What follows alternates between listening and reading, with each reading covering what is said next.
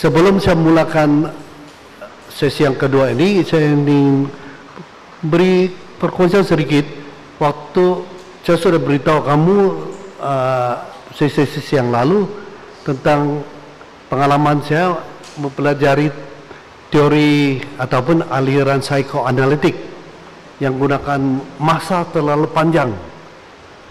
Sampai saya bertugas di hospital mental, kesehatan mental New York pun hampir 2 tahun. Ada 2 klien saya sebagai praktis tuh, dua-duanya lebih dari 2 tahun. Dia ambil masa yang panjang untuk membantu. Kalau orang atau masyarakat di Eropa macam di Amerika, New York khususnya, mereka itu sebagai satu servis, satu pelayanan biasa. Karena mereka tuh semua ada insurance. Kalau mereka yang kerja mau yang di pemerintah ataupun dalam swasta, majikan mereka sediakan insurance. Insurance itu untuk apabila tidak dapat berfungsi baik dalam kerja, ada tekanan, ada gangguan, pengurusnya melihat atau pengarahnya melihat perlu counseling, jadi buat appointment pergi counseling dan insurance yang bayar. Yang paling pendek pun 3 sesi, biasanya 6 hingga 12 sesi. Dan setiap sesi itu bergantung dengan apa pekerjaanmu. Dia scale, dia pembayaran dia ikut scale kedudukan pekerjaan kau. Kalau kau memiliki ijazah S1 $75 per jam. Kalau kau S2 profesional $100 US per jam. Kalau kau profesional yang tinggi, dokter, peguam, accountant, $150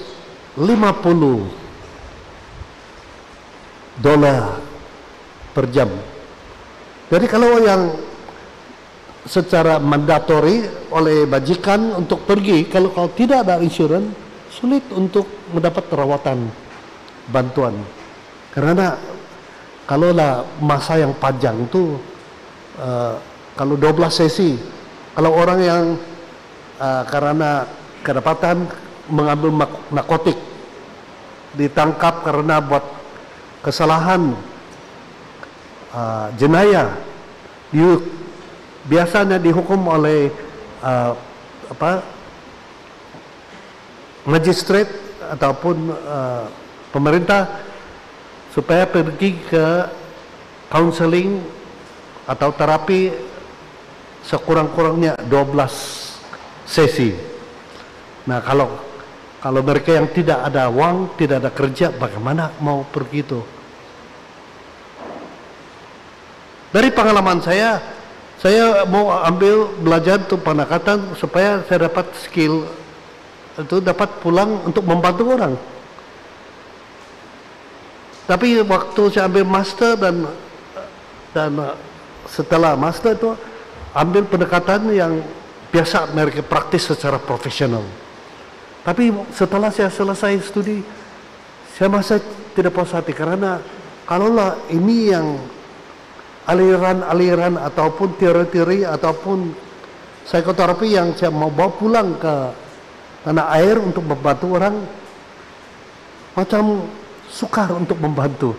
Dia mau ambil masa yang panjang. Dan kalaulah saya habis masa untuk berjumpa dengan orang saja, kalau orang tidak bayar, apa yang saya mau makan?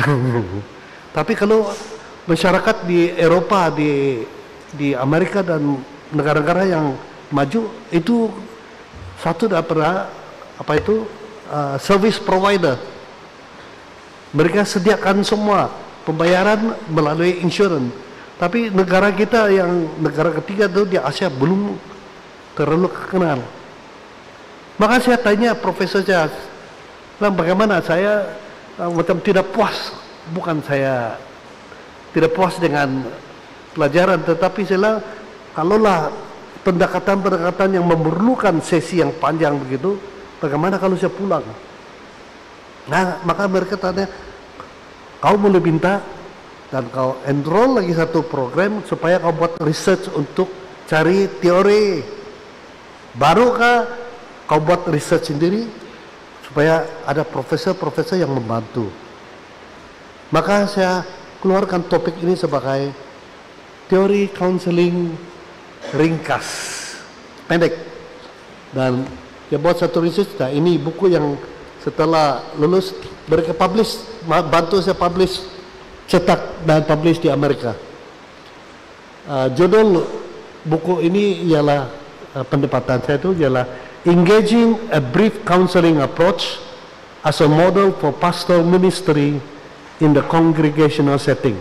Maksudnya menggunakan pendekatan ringkas counseling dalam konteks pelayanan pastoral di apa itu congregation setting, berarti dalam gereja, tapi congregation berarti boleh dipakai juga di agama yang lain. Banyak teman-teman saya yang rabi-rabi itu gunakan di apa tuh di sinagoga. Ada juga seorang imam Muslim, dia gunakan itu pendekatan dengan membantu orang-orang yang di penjara, prison ministry. Jadi saya tidak cetak, tapi saya ada bawa pulang beberapa karena dicetak dan dijual di Amerika, digunakan di universiti-universiti orang yang mau belajar teori cara yang ringkas. Dari saya sudah tulis, kalaulah ada antara kamu mau bantu terjemah, silakan. Teori dia gitu. Kita sudah melihat apa itu video klip tadi. Masih ingat tajuk video tuh?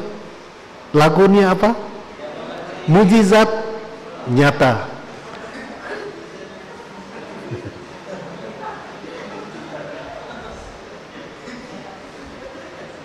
Dari Sacramental itu mujizat nyata.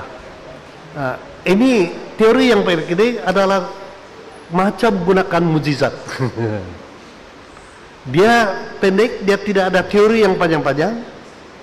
Dia cuma mau ada relasi bekerja sama dengan klien. Sebelum saya buat perumusan, kemudian kita lihat dulu teks-teks sedikit.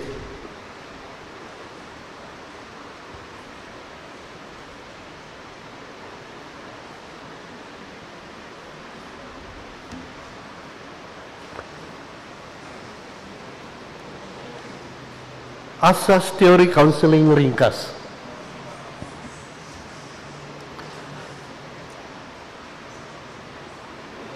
Beberapa tanda dan asumsi mencirikan counseling ringkas.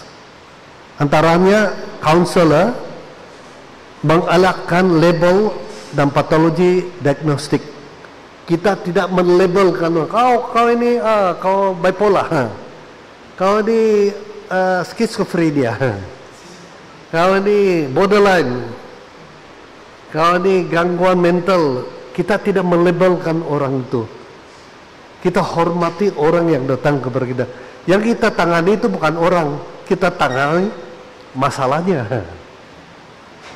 Jadi kita mengelak, tidak mau label orang ataupun apa penyakit, apakah disorder, apakah gangguan yang nanti kita merendahkan orang itu. Ya, masalahnya bukan orang itu ada masalah. Masalah itu terpisah dari orang itu. Kenyataan ini konsisten dengan bimbingan rohani klasik. Orang datang kepada bapak-bapak, mama-mama di padang gurun. Bukan mereka ada masalah. Dia bukan penyakit masalah, tetapi dia ada masalah. Jadi bapak-bapak di padang gurun itu membantu mereka bukan karena dia berpenyakit atau apa, dia ada apa masalahmu, apa ceritamu. Jadi dia tidak lagi menglabel orang itu, tidak merendahkan kepribadian orang itu, cuma kita tahu apakah isu yang dibawa. Jadi kita mengelak menglabel diagnostik. Oleh itu kita tidak bercakap tentang orang yang tertekan, tetapi kita perhatikan bahwa kemurungan ataupun orang yang sudah terlalu tertekan jiwanya sedang mempengaruhi hidup mereka. Perbedaannya adalah dia halus secara halus, tapi penting. Kedua, kita menekankan kekuatan dan sumber manusia yang sedia ada. Kalau orang datang tanya, saya ada masalah. Oke, sebelum ini kau pernah bertemu dengan orang lain atau tidak untuk minta bantuan? Kalau tidak ada, selama ini berapa lama sudah kamu menghadapi? Bagaimana kau tangani itu?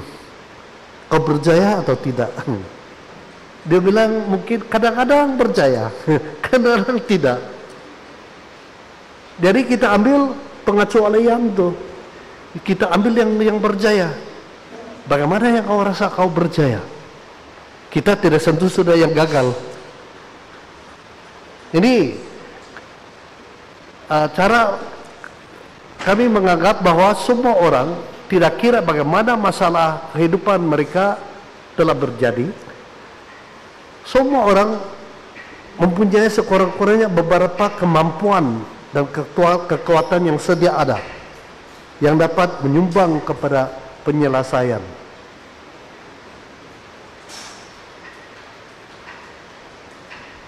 Saya ada satu klien pernah bertemu satu kelompok doa grup merujuk klien ini kepada saya. Dan kata mereka, kami doa penyembuhan, pengusiran pun tidak.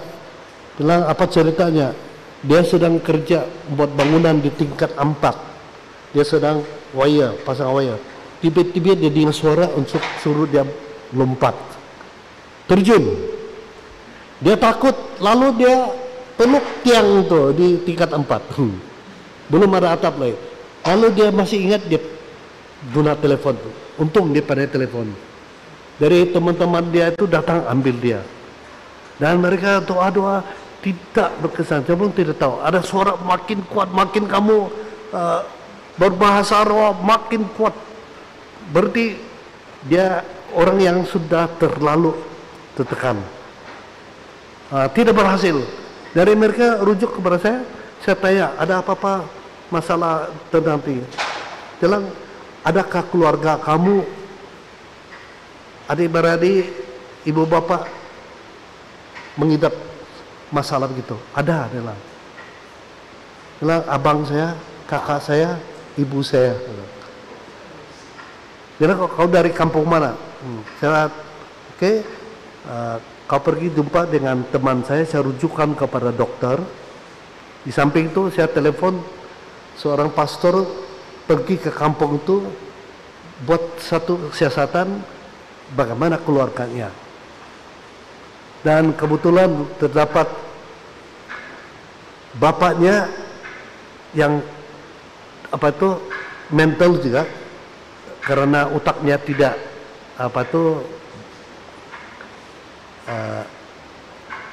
tidak sempurna. Ibunya pernah mengidap trauma dan menjadi obsesif, menjadi pemenang. Dua-dua mental. Dari orang kampung sini, orang kampung karena mereka sejenis dengan orang yang sama, kawinkan mereka,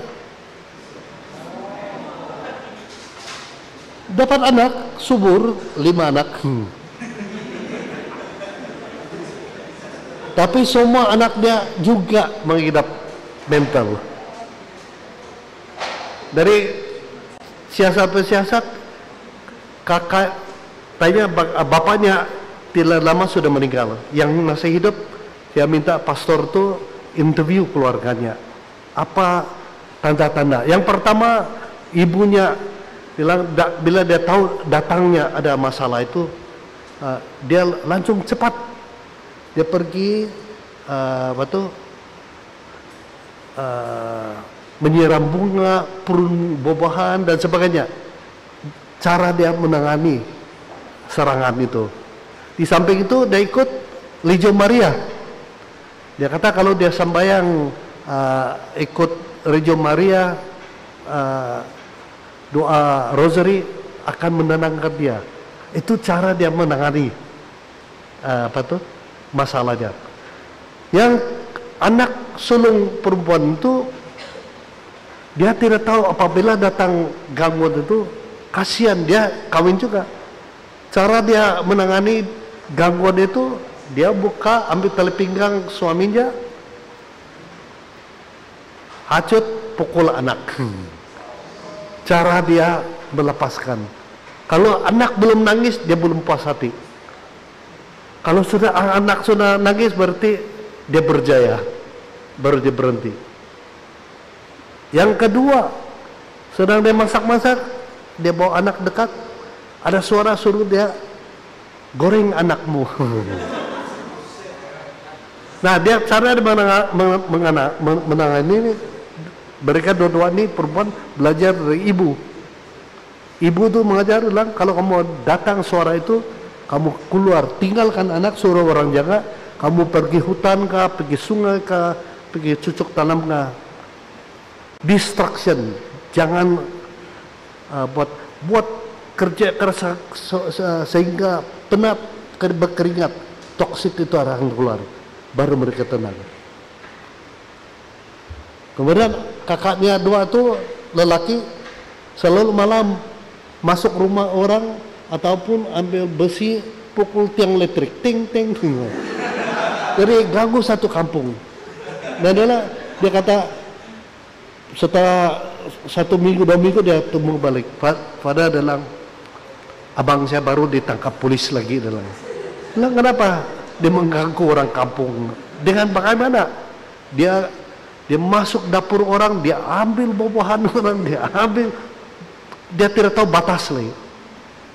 Jadi kau bagaimana? Karena saya perlu mau minta bantuan, ini keturunan dia kata. Tapi kau tahu kah, kalau datang ini kau belajar dari abang-abang, kakak-kakak dari ibu kau. Walaupun kau ada kekurangan ini, tetapi ada kebolehan kau kuatkan kebolehan itu. Maka dia cari, dia kerja tidak mau terlalu konsentrasi terlalu lama. Dia ngomong dengan pakciknya yang dia kerja kontrak, setiap setengah jam 40 menit dia rehat. Untuk mengganggu terlalu konsentrasi dia, nanti melatup, dia ambil handphone, dia bercerita dengan teman, dalam 5 menit dia balik kerja lagi. Jadi walaupun orang yang ada begitu tidak mau pergi ke hospital, tidak mau dikurung, tidak mau makan obat, tetapi sekurang-kurangnya kita mencari membantu mereka, apa kekuatan yang ada mereka boleh membantu. Jadi setiap orang ada sakit pun dia ada kemampuan untuk menangani. Mungkin kau suka musik, bila ada musik kau ikut nyanyi, bila dia dengan musik dia nyanyi, dia akan lupa tekanan itu. Ataupun berolahraga, ataupun piara kucing, anjing, akuarium, atau orang yang ada mental biasanya rajin cucuk tanam. Biarkan mereka ngomong bercerita dengan bunga-bunga itu, bunga itu lebih sehat. Jadi kita cari yang pendekatan atau kekuatannya sedia ada dalam manusia. Karena dalam otak kita banyak fungsi, ada yang pemikir, ada yang ya keluar hormon yang gembira, tapi kalau tidak serotonin, tidak testosteron, tidak ada lagi hormon yang mengeluarkan hormon gembira, tekanan saja, kita masih ada yang lain. Lukisan, satu terapi ialah gunakan art terapi atau music terapi.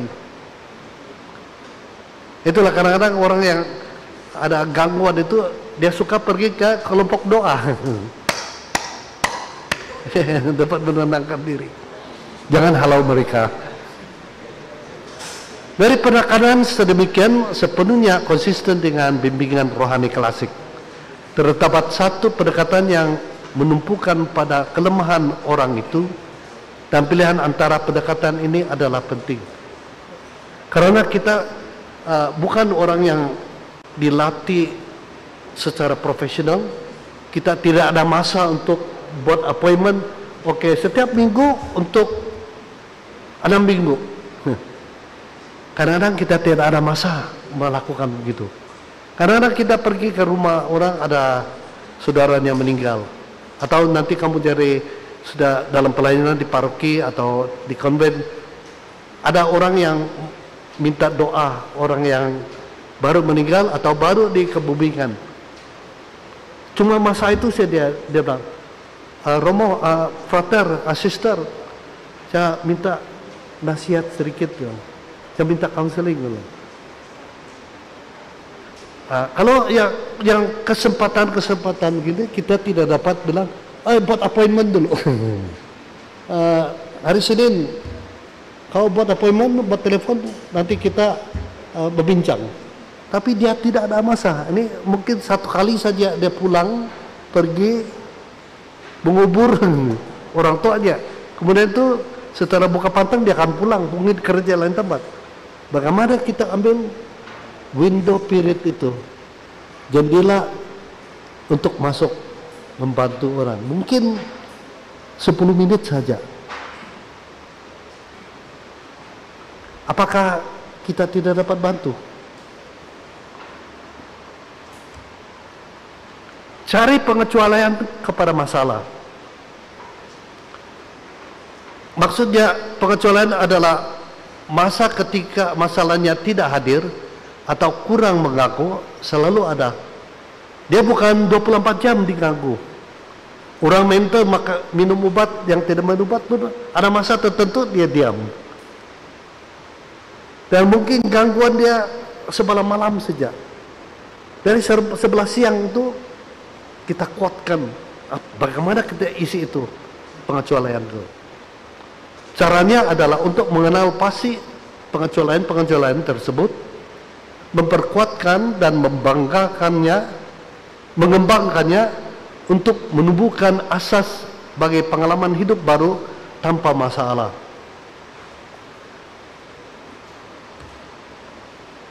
Kita berunding dengan matlamat apa yang mau kita buat, bagaimana kita mau selesai masalah ini. Ini kita perlu berbincang, bukan kita buat keputusan, tetapi kolaborasi dengan orang yang minta tolong. Kita mencipta program bersama.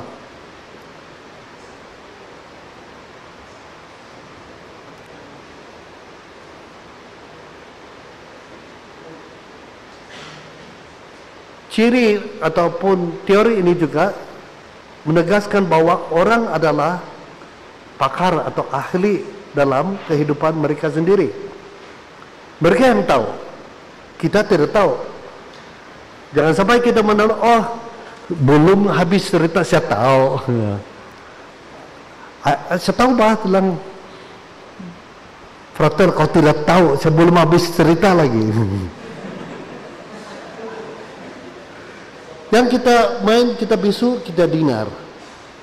Karena dia yang tahu masalah dia. Bukan semua orang masalah yang sama, pengalaman bersama, latar belakang yang sama. Karena mungkin pengalaman dia berbeza. Tapi yang nyata ialah gangguan. Kita dengar dulu. Yang kita perlu gali, tanya, bagaimana kau rasa ini? Bila kau dengar suara itu, suara dari mana? Apakah dari jiran rumah, musikkah, ataupun kau dengar suara di telinga, ataupun dalam otak kau, ataupun mungkin terlalu kau dengar perkara yang berulang-ulang sehingga dia main kembali dalam otakmu. Nah, kita perlu tahu. Kita tidak tahu. Mungkin kita tahu teori, kita tahu pendekatan yang lain. Kita tidak boleh memaksakan pendapat kita kepada orang itu. Kita belajar dari dia. Apa masalah?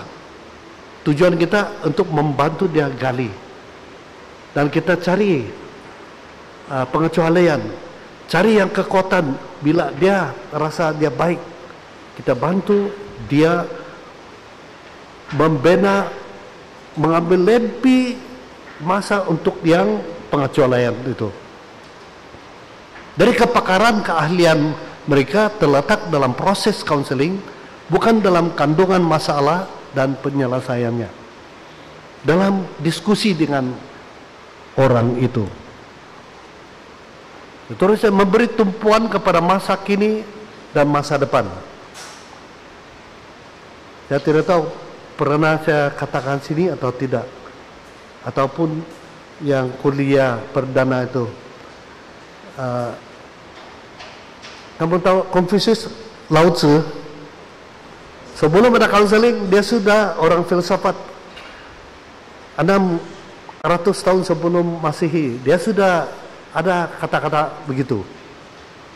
Kalau kita selalu menitik berat memikirkan semua pasal masa yang lalu saja, kemungkinan kita sedang merasa depression karena tekanan ataupun gangguan atau stres atau trauma orang-orang, satu peristiwa memalukan kita, menghina kita, mencaci kita, sehingga kita tidak dapat lupa itu. Kita sentiasa pikirkan balik itu, maka lambat laun dia berputar di otak kita. Kalau tidak dibantu, dia boleh meningkat menjadi depression, menjadi kemurungan. Yang kita dengar suara itu saja. Jadi Lao Tzu bilang kalau kita selalu pikirkan yang masalah lampau, kemungkinan kita merasa depression. Tapi kalau kita terlalu pikir masa hadapan saja, kita khawatir, kita risau, mungkin kita menghadapi gangguan kerisauan, anxiety. Karena masa depan itu mungkin tidak berlaku. Bagaimana kalau begitu? Belum pun berjumpa dengan orang itu, bagaimana kalau dia tidak suka saya? Bagaimana kalau ini tidak percaya? Ada orang ada fobia begitu, suka belajar, tetapi apabila musim untuk pemeriksaan sakit. Fobia menghadapi pemeriksaan, takut, anxiety. Jadi, tapi kalau orang yang sentiasa pikir here and now, kini sekarang, kita hidup biasa, kita tidak ganggu, tidak terlalu tertekan oleh masa lampau ataupun terlalu risau masa depan, kita sehat. Jadi kita kadang-kadang kita tanya orang, apa yang kau terpikir selalu? Kalau dia pikir yang masa lampau saja, memang ada sesuatu yang sungguh hebat mengganggu. Ataupun dia terlalu pikir masa depan, ini orang yang terfikir berlebih-lebih. Karena masa depan itu merancang penting, tapi kalau terlalu risau, demi risau pasal masa depan, itu menjadi anxiety. Dari pendekatan ini, masa lalu adalah kepentingan sekunder saja, secondary. Dan penekanan terlalu banyak pada masa-masa berlalu bahkan dapat menghalang pertumbuhan dan perubahan. Kita tersangkut, kita terikat, kita terjerumus, melekat dengan masa lampau, sukar untuk mau berkembang. Nah, berarti kita tidak gunakan apa-apa teknik Freud atau Roger atau Albert atau Carl Jung ataupun Sullivan dan sebagainya. Kita cuma menggunakan teknik mengetahui bahwa perubahan kecil boleh memicu perubahan besar. Kamu tinggal kalau dalam kolam, kamu ambil batu yang kecil, coba yang kolam ikan nanti kamu buang batu, kamu akan melihat lingkarannya kecil, tapi dia akan memacu lingkar besar sehinggalah satu kolam itu mendapat apa itu, dia punya gelombang. Orang pergi maraton berapa kilometer? 42 kilometer. Kalau kamu mau menjadi pelari yang boleh lari maraton, kita harus bermula dengan langkah pertama. Kita tidak boleh pikir, saya mau jadi jago sekolah di peringkat 10 ke bawah. Tapi kalau kau tidak pernah buka langkah pergi berolah, itu cuma pikiran sia-sia saja. Jadi kita perlu start yang kecil. Arah counseling kepada individu. Terapi ringkas bukan pendekatan pemotong jalan, kita shortcut. Karena orang adalah pakar atau ahli tentang kehidupan mereka sendiri.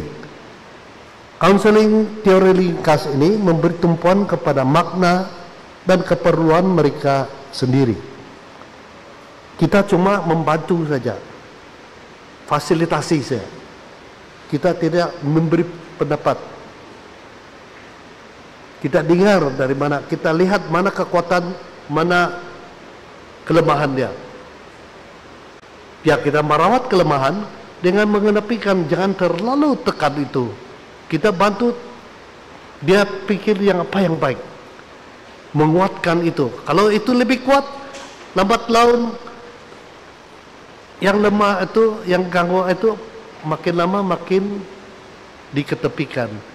Kalau tidak diungkit lagi, dia mungkin lambat laun dia akan pupus, ataupun dia ada di situ tapi tidak mengganggu lagi. Menetapkan matlamat yang jelas. Perubahan sentiasa berlaku, tetapi orang tidak selalu menyadarinya. Sebagian daripada kaunseling singkat yang berjaya membantu orang untuk mengenal pasti perubahan yang berlaku dan mencari cara untuk bekerja sama dengannya. Kita fasilitas saja. Biar orang itu yang cari. Gunakan kekuatan dia. Gunakan pengalaman yang membantu. Supaya kita bantu dia supaya jangan lagi terlekat kepada masalah lampau. Tapi kita membantu dia supaya move on. Kita perlu maju. Dari itu kita memberi dorongan, beri sokongan. Kita gunakan beberapa skill-skill, yaitu cara membuka cerita. Biasanya yang baik, refleksi, rumusan, soalan terbuka, dan sebagainya.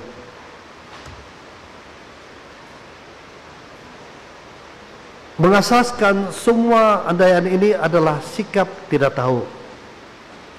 Walaupun kita tahu, tapi kita anggap kita tidak tahu, kita mau orang itu ambil tanggung jawab. Karena umat yang kita temui adalah ahli tentang kehidupan mereka sendiri. Kita mengamalkan sikap ingin tahu yang sebenar. Itu skill. Dia punya kecenderungan dalam diri kita karena banyak pengetahuan, banyak skill sudah kita pelajari. Kita mau menunjuk sedikit. Kadang-kadang kita mau orang tahu tuh, saya tahu, kau dengar, saya bantu kau. Tapi ini pendekatan tidak menitik berat itu. Kita mau bantu orang tuh, dia sendiri yang. Jangan sampai kita terlekat dengan dia. Berarti kita bukan cari juru selamat dia. Kita membantu dia supaya dia berdikari. Supaya dia dapat, kalau dia menghadapi gangguan lagi, dia akan dengar, dia akan pulang. Walaupun tidak dalam sesi kita bercerita dengan dia, macam tidak ada penyelesaian. Tetapi apa yang kita bicara, apabila dia pulang, dia akan berpikir kembali. Apabila dia menghadapi gangguan lagi, dia akan berpikir, sister ajar saya gitu. Jangan terlalu melayani kelemahan yang lampau itu. Lihat apa yang baik. Lebih baik saya menyanyi lagu. Cari lagu ada sedikit kata yang baik supaya saya kuatkan apa yang baik daripada menumpukan tekanan yang tidak berhasil. Kita menjadi seperti antropologi, mencari petunjuk kepada budaya yang unik. Sebagai contoh, ini contoh. Oh, tidak ada salib di sini.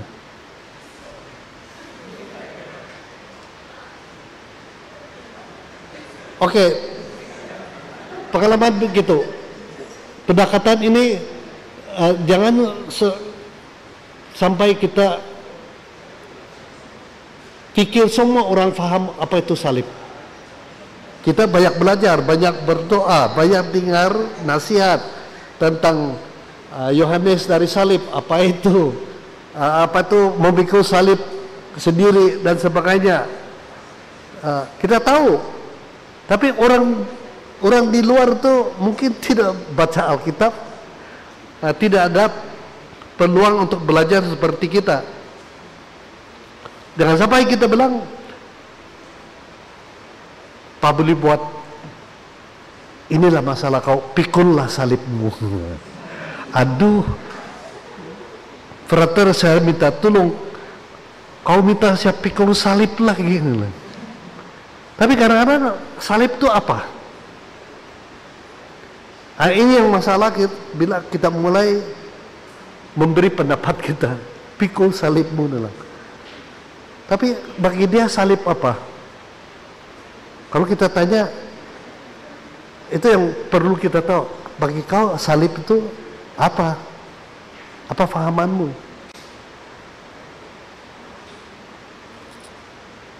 Jadi ada satu cerita lah. Ini dicerita oleh seorang guru tadika. Pendekatan.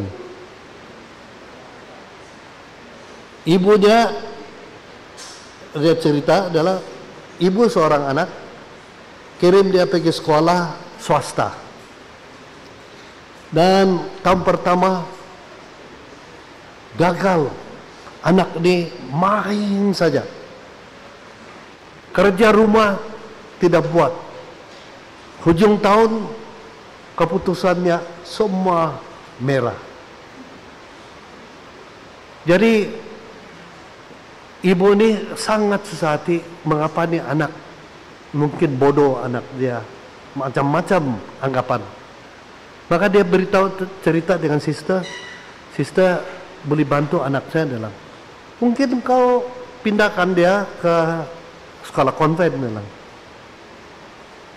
Apa yang berlaku? Bila anak itu sudah mulai sekolah di kelas, dia duduk di depan, dia menjadi budak yang diam, menjadi budak anak yang bagus, diam, tidak mengganggu semuanya, rajin buat kerja, sehingga bila setengah tahun, hujung tahun, keputusannya semuanya top.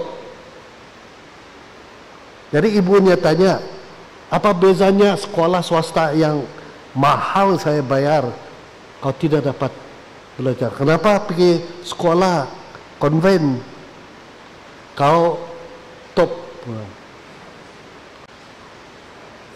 Ibu, saya takut, bilang. Apa yang kau takut? Di depan kelas tuh ada salib, bilang. Jadi mengapa tuh salib? Dalam pikiran anak kecil ini, kalau saya malas, saya tidak rajin, kalau saya tidak lolos, saya takut nanti saya disalib. Jadi dan kita anggap semua cerita pasal salib itu semua orang paham. Anak kecil tidak tahu. Dia cuma takut didera, didenda. Ada orang yang salib, dia salah diberi obat karena katanya ibunya sudah tua, dan apa yang berlaku tentang anak kau ini sehingga makan obat didiagnos schizophrenia. Dalam waktu dia kecil, ibu bapak pergi ke party, pergi majelis makan, tapi bila dia pulang malam, anak itu waktu dia 5 tahun pingsan. Kakak dia pukul dengan beruti kayu 24, pukul kepalanya, patah, retak. Dan setelah itu anak itu dia besar tidak normal.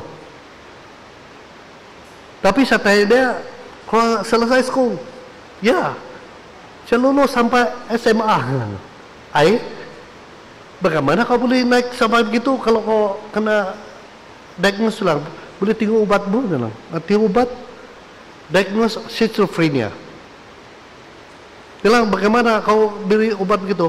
Bilang kalau datang gangguan saya tidak tahan, saya pergi kebun, saya balik, saya ambil parang, cara saya menangani masalah ini, saya tetak sandal-sandal, semua sandal saya tetak. Supaya apabila dia sudah penat, dia akan reda. Ataupun dia takut mengganggu orang lain, dia tatak pohon gata, pohon kelapa. Jadi orang bilang mungkin kau pergi ikut seminar hidup baru dalam roh. Dia pergi, tetapi dia tiba-tiba dalam doa penyembuhan itu dia nangis tidak berhenti, sehingga penelitian itu tidak dapat kontrol. Kebetulan saya ada di kantor saya, dan mereka bawa, saya tanya-tanya, oh pasti kau ada ngerti obat, kau tidak patut makan obat schizophrenia, kau bukan harus penyakit mental dalam, kau cuma ada adalah. Tapi saya sudah mulai sedar dari penyembuhan batin, ada luka yang terlalu dalam. Boleh kau beritahu apa? Tapi saya sudah tanya, minggu depan kau datang lagi, saya mau jumpa dengan ibumu. Ibu itu beritahu dia dipukul. Jadi bila dia datang minggu kedua, kau ingat kau dipukul sana? Dia mulai ingat. Tapi ungkapan dia bukan pasal itu, dia kata luka itu seperti kaki dimasuk duri. Dan sekarang dia mulai sudah mengampuni abangnya, kakak dia, seperti duri yang kalau saya tidak keluarkan duri itu selalu jalan, dia akan menyucuk isi kokotnya.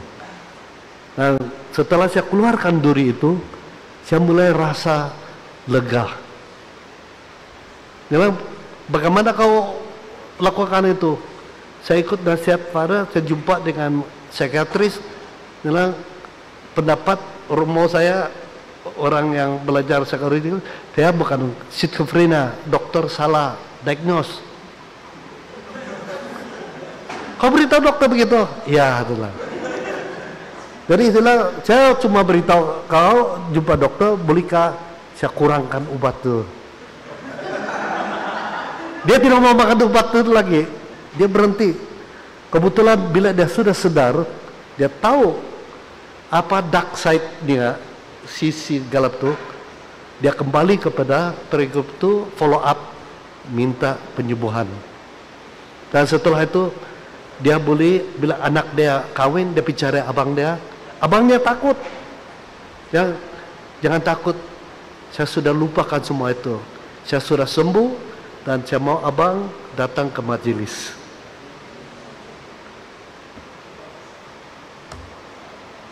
Jadi teknik ini sejak kamu ingat. Tidak tahu, berarti kau tahu. Yang kau tahu dari mana? Bukan kita yang paksa, yang kita pelajari, kita mau orang yang beritahu kepada kita.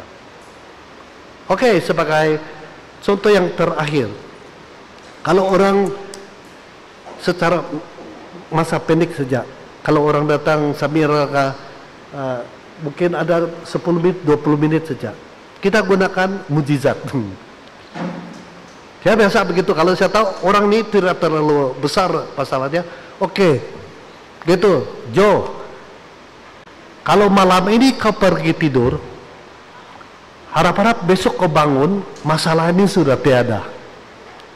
Apa mujizat yang kau mau? Bilang, saya mau kalau saya tidur malam ini, luka batin saya itu akan terlepas, supaya saya bangun tidak lagi saya menangis, saya akan merasa lega. Oke, itu mujizat yang kau harap bawa dalam tidur. Tetapi sebelum kau tidur, bagaimana kau mau melakukan itu? Apa yang harus kau buat supaya kau dapat mujizat besok, tidak ada tekanan lagi? Kita minta dia yang beritahu. Kalau dia tidak tahu, kau tahu dia orang yang buat dia lah, kita boleh cadang bagaimana mengampuni orang itu. Malam ini kau pikir, kalau kau mau mujizat besok, malam ini kau ampuni orang itu. Suruh dia doa sebelum dia tidur. Pasti besok mujizat nyata.